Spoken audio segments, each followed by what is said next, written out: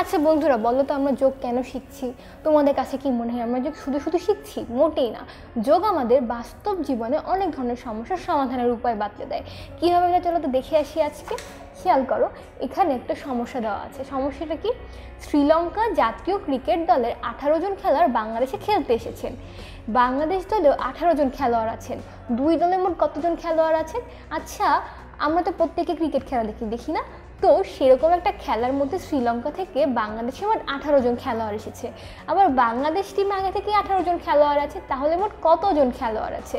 কি করতে হবে দেখো, এই শ্রীলঙ্কার খেলোয়াড় আর বাংলাদেশের যে 18 জন খেলোয়াড়, এই খেলোয়াড়কে যোগ করতে হবে। কেননা যোগ করলেই আমরা কি পাই? সমষ্টি পাই। তাহলে আমরা দেখে ফেলি এটার সমাধান কি।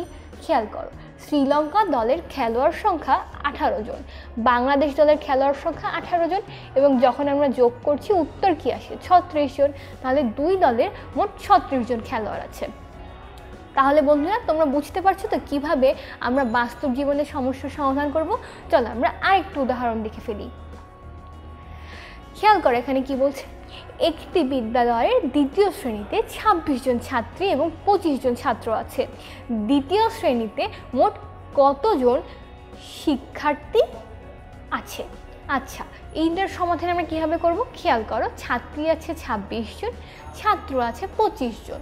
তাহলে আমরা যদি 26 জন ছাত্রী এবং 25 জন ছাত্রের সমষ্টি করি, তাহলে আমরা মোট শিক্ষার্থী সংখ্যা পাবো না? বলো তো দেখি। তাহলে আমাদেরকে কি 26 আর 25 যোগ করতে হবে না? চলো সমাধানটা দেখি। ছাত্রী আছে 26 জন, ছাত্র আছে 25 জন, এবং আমরা এটাকে যোগ করলাম। যোগ এই অপারেটরটা দিয়ে আমরা বুঝাচ্ছি যে আমরা অ্যাকচুয়ালি এগুলো যোগ করছি। তাহলে মোট শিক্ষার্থী কতজন আছে? মোট 51 জন। দ্বিতীয় শ্রেণীতে মোট 51 জন শিক্ষার্থী আছে।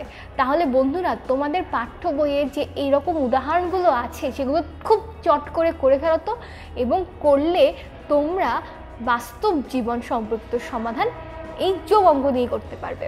আজকের ভিডিওটি তোমাদের ভালো লেগে থাকলে আমাদের পেজে এবং ইউটিউব চ্যানেলে লাইক দিতে ভুলো না, সাবস্ক্রাইব করতে ভুলো না। বাই।